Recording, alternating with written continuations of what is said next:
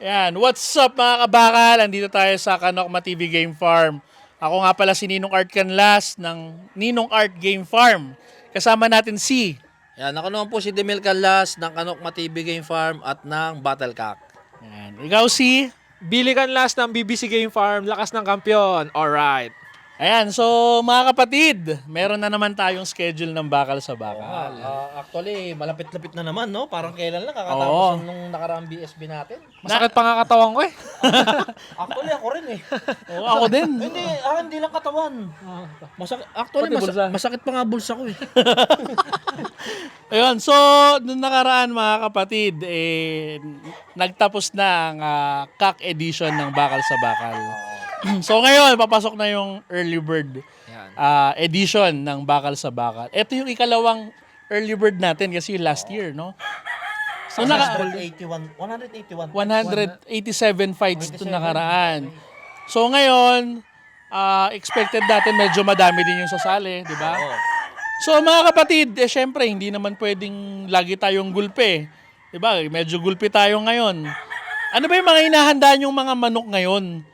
Ngayon darating na early bird edition kasi 5 stag 'yan, 'di ba? Ano yung mga hinahanda yung mga manok? Unahan mo na, Ninong. Sige ako muna. Kami, ang hinahanda namin dito, puro red kelso, white kelso, sweaters konti. May mga possum tsaka golden boy akong hinahanda ngayon. Tsaka bulik. Yun. So, yun yung mga napipisil namin. Pero syempre, 10 manok yung currently na hinahanda namin. Hindi pa yon sigurado kung papasa doon sa magiging standard natin sa bakal. No? Kasi, alam nyo naman, lagi tayo naghahanda sa bakal, hindi pa rin natin makuha yung mismong champion. Tama. So, ayun, ngayon, mas magiging mahigpit tayo sa selection. At kung sino yung pinakamagagaling, yun ang mga ipapasok natin sa bakal. Ayun, so yun yung sa akin. Sa'yo ba?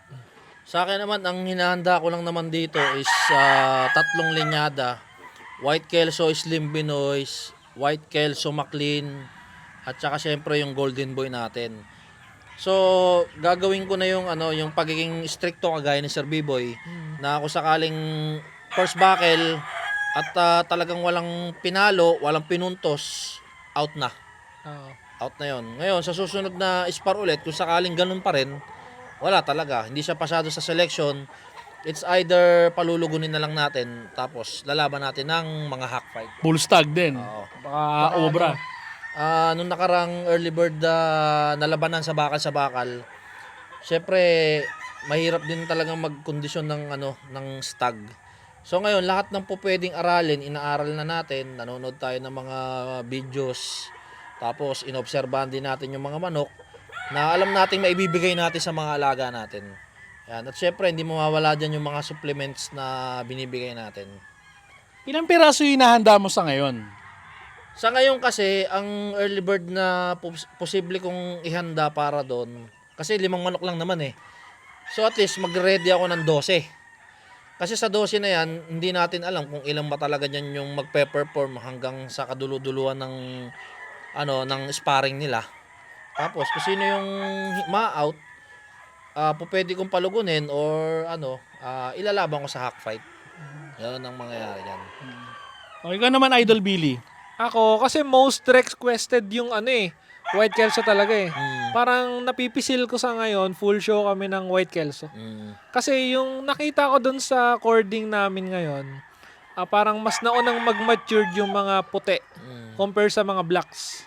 So siguro, baka mag-full show ako ng Puti. white. May mga sinibalang, may pure white, tapos siguro pagka may hindi pumasok, sweaters. Sweaters talaga, yung super sweater ni Sir B-Boy.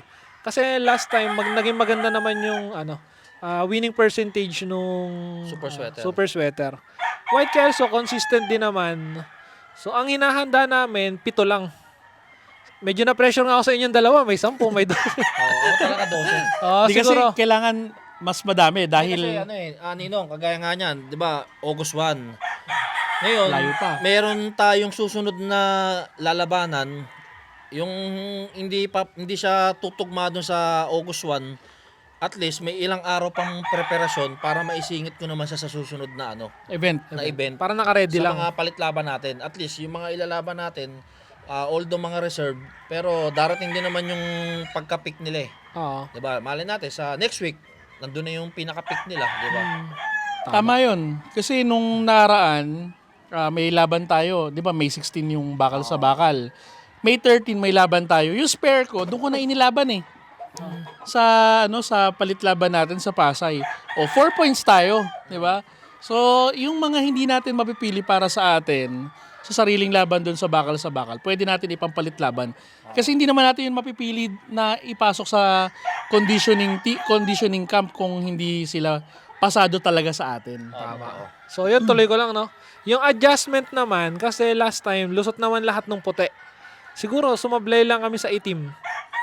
So, gray, meron naman gray, pero wala kaming, hindi namin na pipisil yung gray ngayon. So, yun nga, white. Tapos, ang adjustment namin, siguro mas maganda yung magagandang sukat ng manok talaga. Kasi, nagtry kami ng maliliit na sukat, talagang parang, tinataob sila sa ruwede. So, iba pa rin talaga yung maganda yung sukat. No? Number 1 sukat, number 2, yung paa. Kasi meron akong nakikita na medyo pike. Na-observe ko lang naman nung last time. So, hirap talagang ipatama talaga yung Totoo. yung tari dun sa kalaban ng manok. So, yun lang. Sana maging maganda. So, sana makuha natin yung trophy. Ideal weight. Anong ideal weight mo? Ideal weight natin mga 1.9 lang. 1.8, 1.9. Para kasing siya eh, kumbaga nasa athletic, athletic size siya eh. So, the more na tumaas, parang hindi na siya ganong magbe-break. Pero meron namang ibang manok na nagbe-break, mga 2K, 2.1, ganon. Ako, 1.7 to 1.9. Yun yung ideal weight ko. Kasi, para sa akin, mas prefer ko yung medyo mabababa ng konti. Kasi,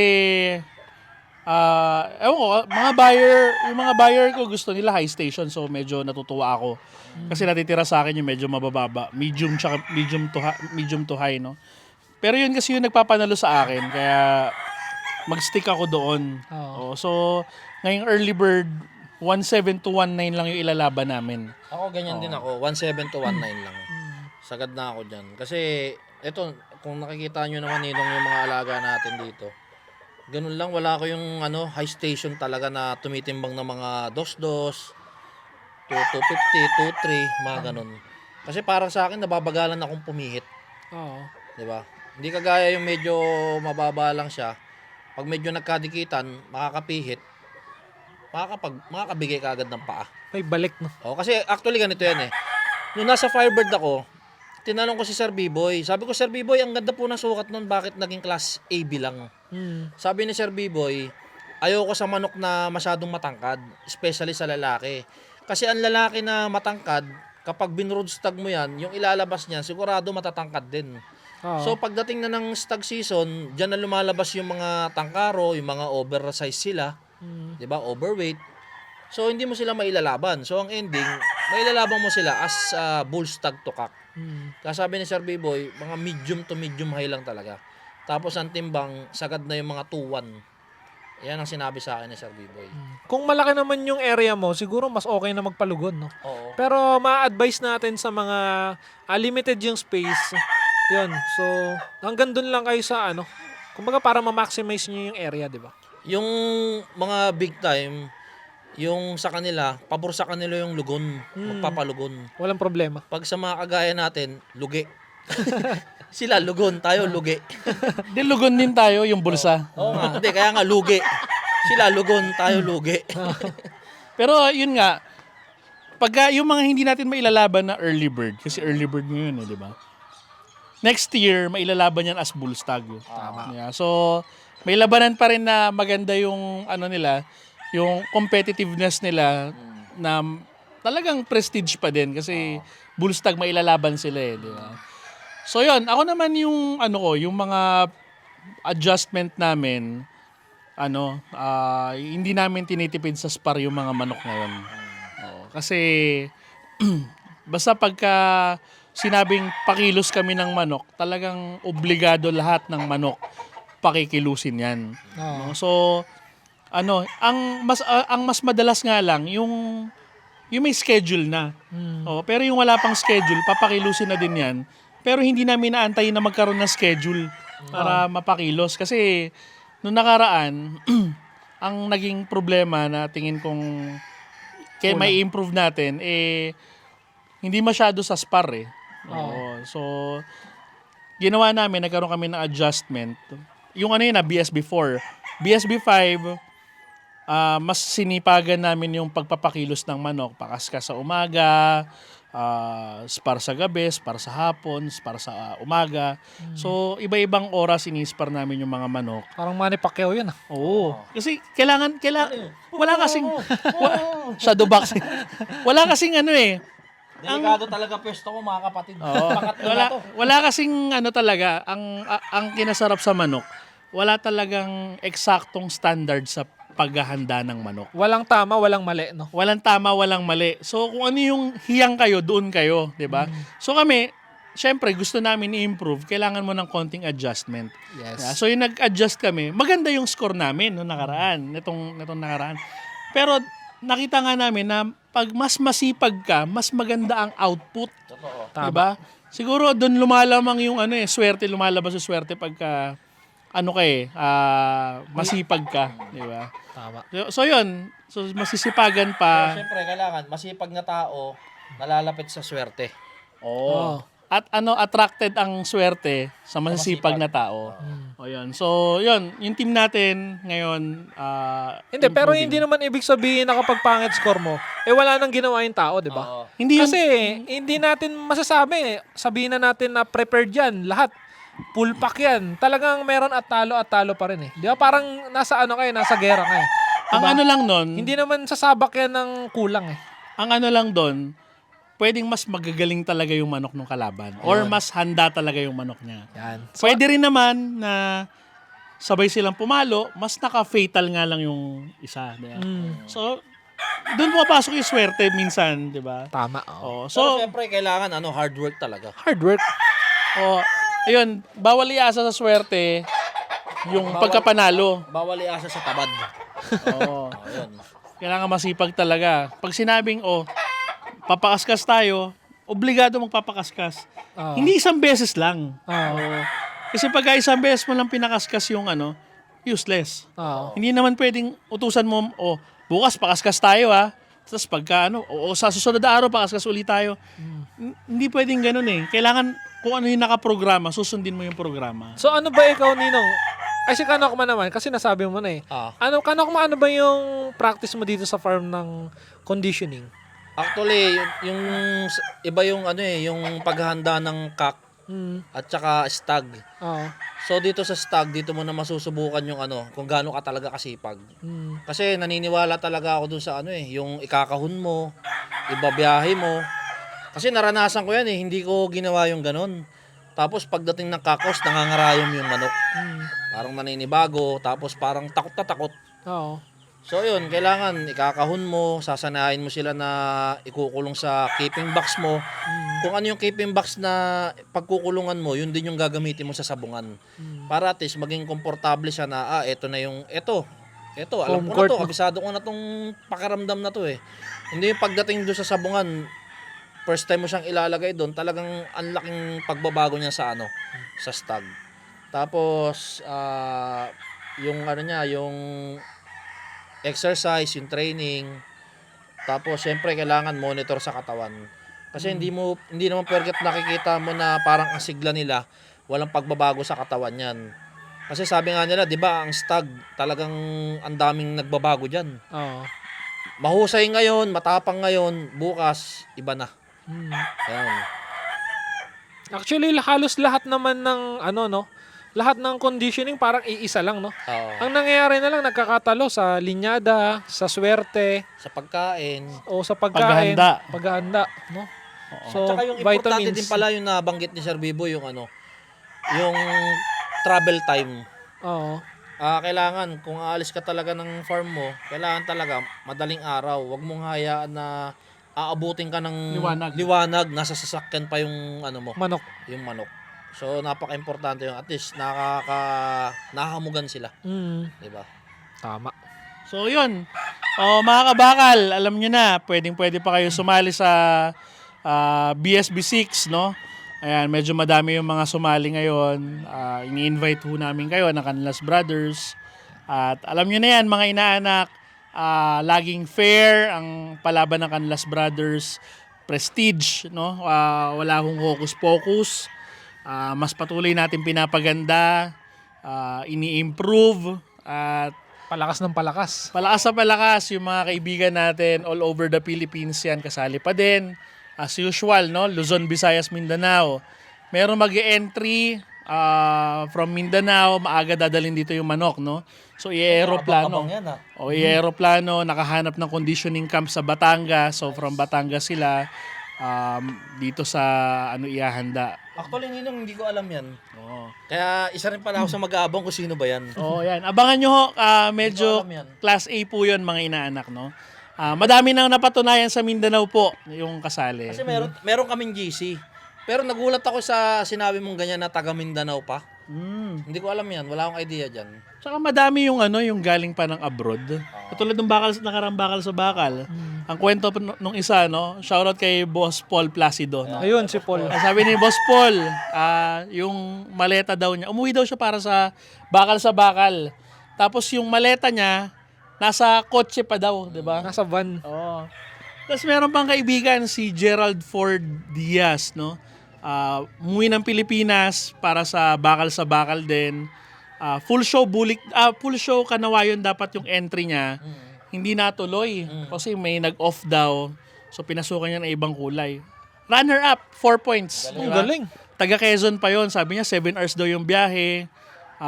Ginawa niya, kiniping na niya yung manok sa Bulacan. Oo. So yun, ganun yung gagawin ng mga kaibigan natin na malalayo pa, mga kabakal. Tsaka meron pa, si Sir Bobby Aguila. Ayun. Umuwi rin, di ba? Umuwi rin siya ng dito sa Pilipinas para lang sa bakal. Oh, Sir Randy Agoot, no, from Hawaii. Ang dami, no? Madami. Di ba? Isipin mo, magkano ang pamasahe from abroad papunta sa Pilipinas para lang masaksihan nila yung Kumbaga, prestige ano na yun labanan. Pamusta na yun eh. Oo, pamusta na yun, di ba? Pero ganun talaga yung ibig sabihin, hindi na basta-basta yung bakal sa bakal, di ba? Tsaka yung mga kaibigan natin na hindi masyadong nakakabenta.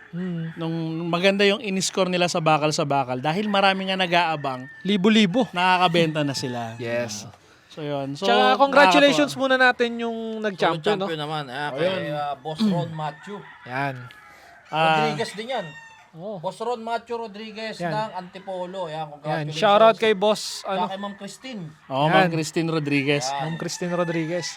Solo 4.5 points. Sa sobrang higpit ng labanan, walang naka 5 points. Yes. Ilan yung 4 points na nasilat yung dulo, no? Ilan naman yung 3 points na silat yung pang-apat or yung pangatlong laban tas nagtuloy-tuloy.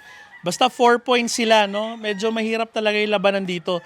Maka 4 points ka, maganda na. Ibig sabihin, nag-perform talaga yung mga manok mo.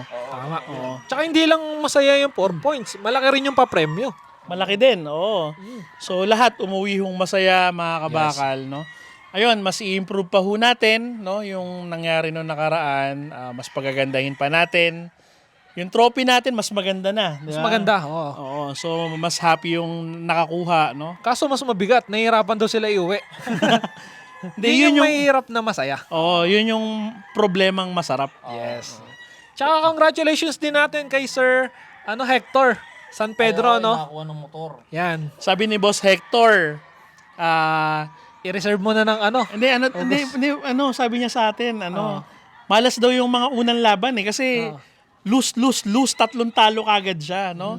Dahil may 2 laban pa, yung 2 laban nanalo. Tinuloy niya. Bunutan. Siya nakakuha ng motor. Yan. So yun yung mga malungkot sa una pero masaya sa uli.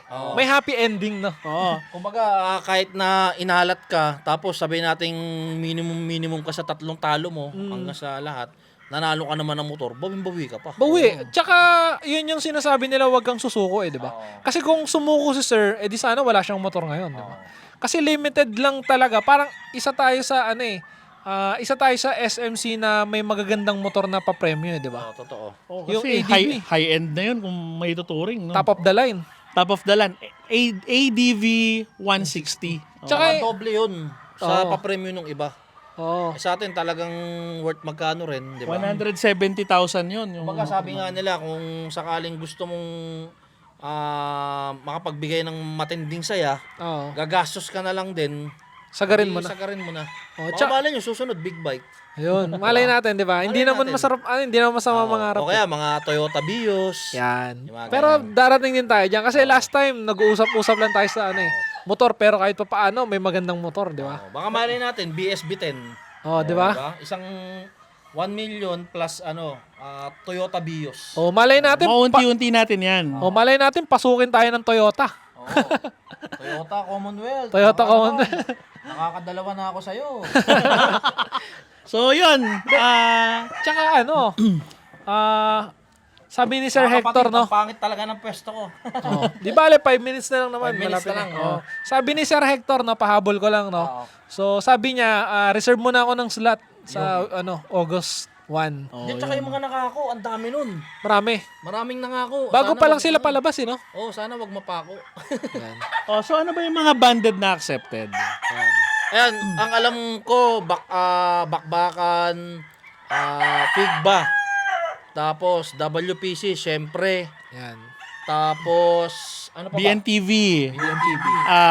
Salpukan. Hindi. Accepted. Accepted, Pero syempre lahat yan May screening. Screen lahat yan. Para fair, no? So yun yung mga accepted na mga bands natin. Huwag kayong mawawala mga kabakal kasi talagang prestige to. Ito yung isa sa inaabangan ngayong early bird na labanan, no? Yes. Bukod sa MBC, no? Yes. Ayan. So, Tsaka disclaimer lang natin yung sinabi natin kanina na regarding sa papremyo, hindi naman tayo nagko-compare ng ibang promoters, no? Hindi kami nagko-compare ng ibang promoters, kumbaga, ito lang po yung gusto namin papremyo para kahit papaano, happy naman, 'di ba? Happy yung mga sumali at nakakuha ng premyo, and then happy rin naman dun sa side namin. Kumbaga, medyo mabigat nga lang, pero siyempre, iba pa rin yung saya nun sa mananalo. Tsaka yung responsibilidad kasi ng bakal sa bakal, sobrang daming problema, 'di ba? Sobra. Na hindi na i-encounter nung ibang promoters or ibang players. So kami, yung problema sinasagupa namin eh. one message away kami, alam ng mga sumasali yan. Kaya siguro madami kami suki, no? Oo. Ninong Art, may problema, ganito, ganyan. Sige, puntahan natin, check natin, ganyan. Yun. So, madaming mga nagiging challenges, pero lahat po yan, di po namin yan tinatakbuhan. Nagiging smooth na, no? Oo. Tsaka yung mga nagiging problema natin last time, kagaya nung sa bunutan ng motor, medyo na-delay, no? Oo. So, dito na natin sabihin na medyo babaguhin natin. Babaguhin namin dati. yung, baka i-fastest skill uli natin yon mga kabakal. Kasi, Hindi natin nagustuhan kasi yung resulta nung Nakaraan. marami kasing mga nag-antay. na no? malalayo pang lugar, no? So, At least, halimbawa ako, natapos na yung last fight ko, nalaman ko na, okay, meron na naka Una. 13 seconds o 14 seconds, 18 seconds ako, uwi na ako. uwi na. Lalo na kung galing pa ako sa malayo, di ba? Tsaka yung yung sentensyador, sasabihan na natin on the spot. Tsaka nandun naman tayo sa harap ng ruweda, no? So every time na may last fight, i-advise natin na sir, sana walang delay. Pero safety first pa rin, di ba? Safety first pa rin yung importante ng sentensyador. Kung may na-delay man, pasensya na puro sa sentensyador. Pero gagawin naman po niya lahat, no? Gagawin naman po niya lahat yung makakaya niya. Yan. Sabi nga po sa inyo, importante pa rin po ang buhay ng tao kaysa sa hilig natin. Kasi isa lang po yung buhay natin eh. So, yun. Ideal weight, mga kapatid, 1.7 to 2.2. Yan. Oo. Tapos, bawal 35 grams ba? 30 grams? 35 grams. 35 pa rin. Bawal ang henny, bawal ang manok na kinulayan, Paa. bawal ang paa na kinulayan sa manok. Yung no? mga red coat. Yan. Bawal naka-red coat. Bawal red coat, bawal yung pentel. Basta lahat ng kulay sa paa ng manok bawal, artificial colors. Ayan. So medyo mahigpit mga inaanak, mga kabakal. Tinatry natin itaas yung standard ng labanan para maging fair sa lahat. Yung iba kasi tinatago yung itsura ng manok or legs ng manok gamit yung kulay, no? Ayan, Para mapagulang. para medyo makagulang sila ng konti. No tampered will be allowed. Yon, madami, medyo mahigpit talaga mga kabakal. At sigurado na kung sino man yung mga magcha-champion, nag-champion po talaga. No? Deserved. Alam nyo naman mga kabakal, hindi about sa matching naman, wala pong pilihan mga kabakal, no? Hindi po porket kami ay promoter, kami po ay namimili ng makakalaban namin. Kita nyo naman sa resulta namin, lagi kami bugbog. Oo, dalawang entry, parehas 1 win, 1 draw. Oo. Dalawang entry. Ako 2 wins, 3 loss, yung isa 3 wins, 2 loss, di ba? Ako 3-3. Ngayong nakaraan, medyo bugbog ako.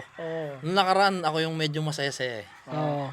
So yun, Di ba? Ibig sabihin, nasa pantay. Kumbaga, balance. At saka yung nangyari sa akin na dalawang entry sa 10 manok, lumalabas lang is 2 wins, tapos 2 draw. Oo. So, mas lalo akong nagiging dominante ngayon na maganda. Mas lalo ako na Motivated. motivated ako ngayon. At lahat ng pupwede kong makita na pupwede kong i-improve sa paghahanda, talagang gagawain ko.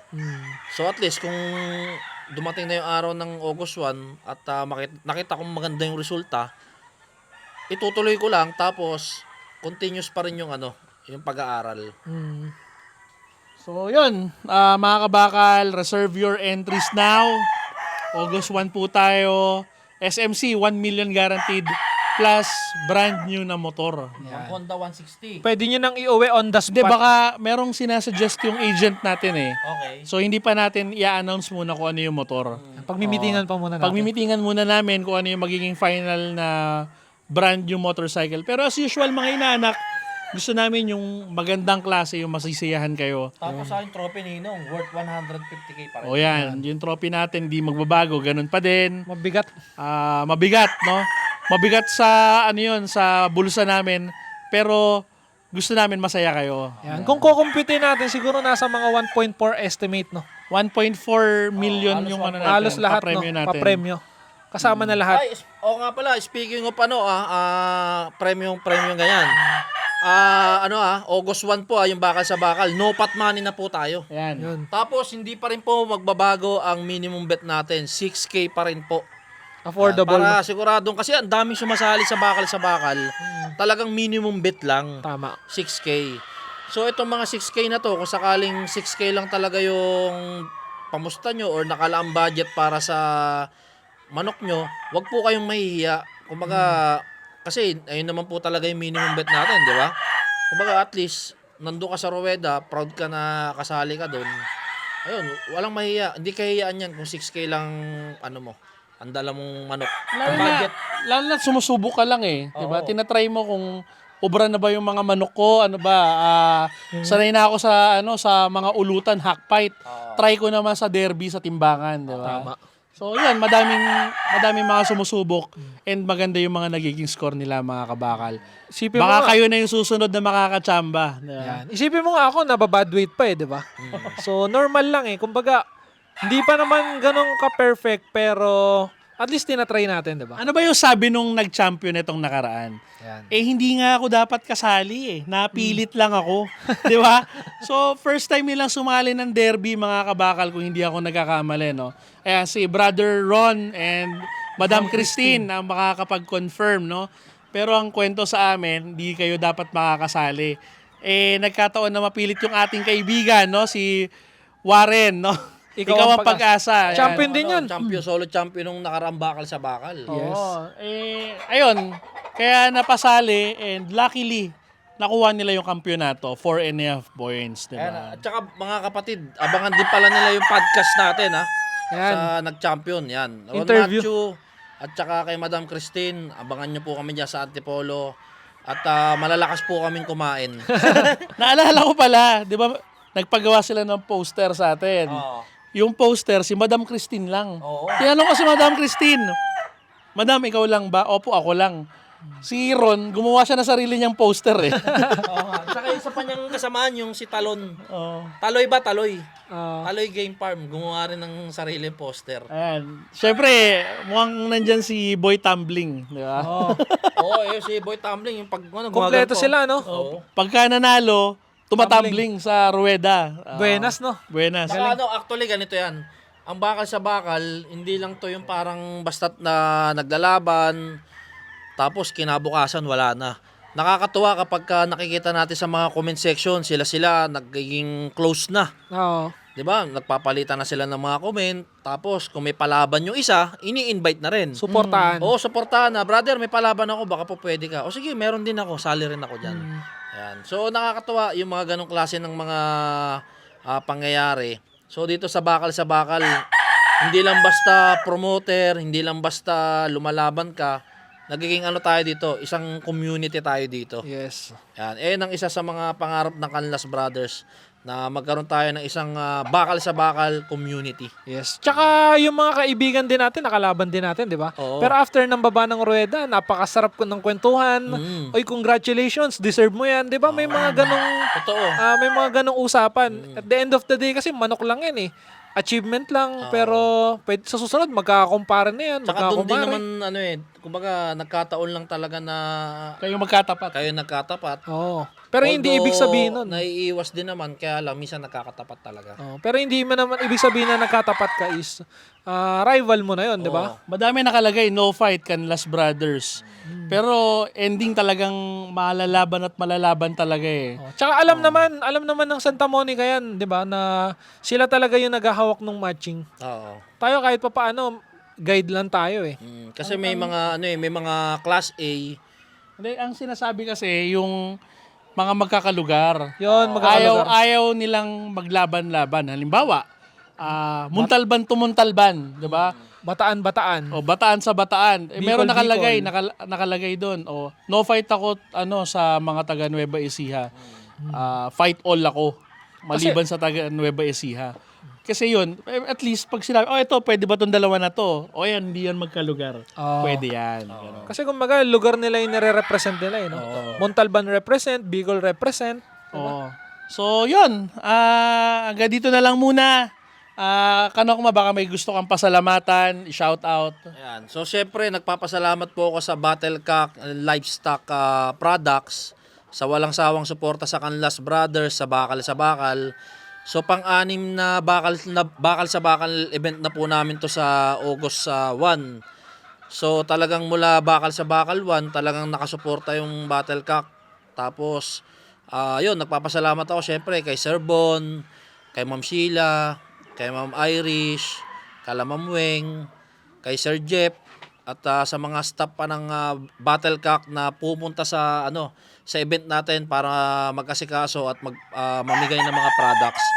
So yun, maraming salamat po sa walang sawang suporta sa Kanokma TV at sa Battlecock. At syempre yung buyer ko nga pala kanina, shoutout ko na rin kay Sir Ivan Jake Hermosilla. Ayan, hindi ko lang po pwedeng pakita yung picture niya kasi men in uniform. So yun, salamat po. Ayan, ikaw naman, Idol Billy. Yan, so first of all, nagpapasalamat ako sa mga sumali muna sa atin nung Bakal sa Bakal 5, no? So, nagpapasalamat po kami. So, alam naman po ng alam naman ng mga tao yan na sobrang thankful ang Canlas Brothers dun sa mga sumusuporta. Alam nyo na yan kung sino yung mga sumusuporta, di ba? So, thank you so much. Sana mas patuloy nyo pa pong suportahan yung Bakal sa Bakal. And then, yung sa sponsors natin, no? Syempre, sinabi na ni Kanokma. And then, sa Hagibis kay Sir Brian. Sir Brian. So, ever since, talagang nagpapadala talaga sila ng mga Hagibis feeds, no? Mga conditioning feeds, tapos mga, basta regarding sa Hagibis, mga trophy. Yung kampiyon, nagpapasalamat din ako syempre sa lakas ng kampiyon, no? So, baka sa Bakal 6, babawi daw sila. Ayun. Yan. So, syempre, nagpapasalamat ako sa team ko. Papasalamat ako doon kay Jelmar, kay Nunoy, Kuya Herbert, kay Richard, Team Montalban, BBC Game Farm, and kay Jury Shop. Tapos, nagpapasalamat ako in advance dun sa mga gustong sumali, no? Masahaba pa po yung pagkakaibigan natin at subukan nyo sumali sa Bakal nang makita nyo kung gaano kasaya yung event. At kung gaano ka quality na kahit hindi maganda yung score mo, hindi maganda yung puntos mo, uuwi kang masaya, satisfied at sa susunod may pagbawi naman. So, yun lang. Nagpapasalamat din ako kay Lord dahil from bakal sa bakal 1 to bakal sa bakal 5, nagiging successful kahit sobrang hirap ng pinagdadaanan ng Canlas Brothers, no? Hindi lang nakikita ron sa sa back. Pero grabe yung struggle ng Canlas Brothers talaga. So, pa ba? So, tingin ko naman napasalamatan ko na lahat. Nagpapasalamat ako sa sarili ko kasi ang tatag ko eh. Yun lang mga idol.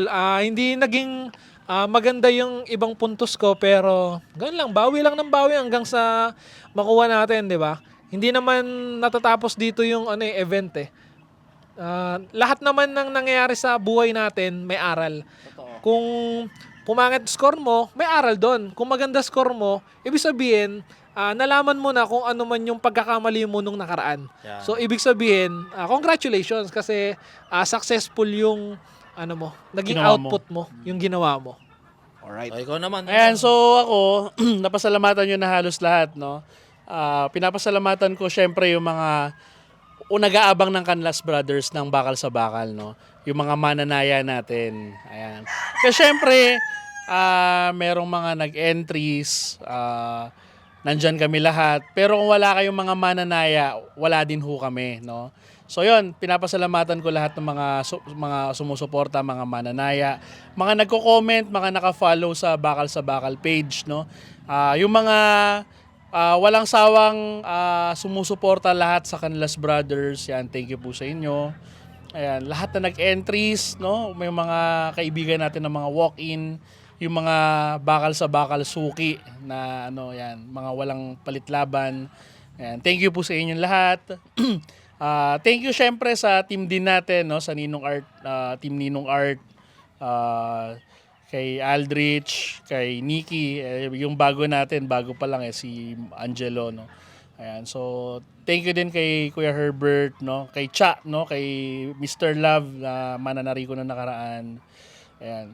So yun, magiging masaya pa yung mga susunod na bakal sa bakal event, mga kabakal, no. Mga inaanak. Sisiguraduhin ho na Canlas Brothers yan. Marami pa ho kami magiging pakulo na inyong aabangan. At siguradong mag-e-enjoy po kayo kada sali po ninyo, no? So sa mga hindi pa sumasali sa palaban ho natin, ayan, bakal sa bakal 6 is open para sa inyo. Ngayon darating na August 1, maghanda na po kayo, 5 stag. All banded po, ng early bird, no? Ang mga kasali. So, yun. Ay, Ninong, pasalamatan mo rin pala yung support. Di ba napasalamatan mo na yung supporters? Yung mga basher naman na pinag-uusapan tayo, nagpapasalamat din po kami dyan. Kasi the more na binibigyan nyo po kami ng issue, the more na umuingay po ang Canlas Brothers. Maraming salamat po. So, thank you din sa aking misis, no, kay Ninang Grace. Yan. Ayun, yung regarding do sa mga basher, yan. No hate naman tayo. Mahal kami dyan, mahal namin kayo. I mahal, love you all. mahal ho namin kayo, no. Hindi tayo mahal. Kahit bulol ka, mahal kita. Ayun, so nagkaroon lang ng konting misunderstanding, pero hindi yun malaking bagay, no. At yun, so maraming salamat. Alam nyo na yan, mga kabakal. Mahal namin kayo lahat. And abangan nyo ang susunod na podcast ng Canlas Brothers. Yan, so Alright. kita-kits sa susunod na podcast. Yan. Maraming salamat. I-comment nyo dito kung ano yung mga gusto nyo pag-usapan natin. Yan.